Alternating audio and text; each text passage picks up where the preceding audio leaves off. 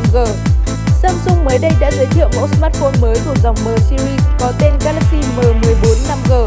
Đây là một chiếc smartphone có giá dễ tiếp cận, ưu điểm nổi bật tới từ viên pin 6000 mAh cho thời lượng dùng pin tới vài ngày, kèm theo đó là khả năng hỗ trợ mạng 5G. Máy có mặt lưng và khung viền hoàn thiện từ nhựa.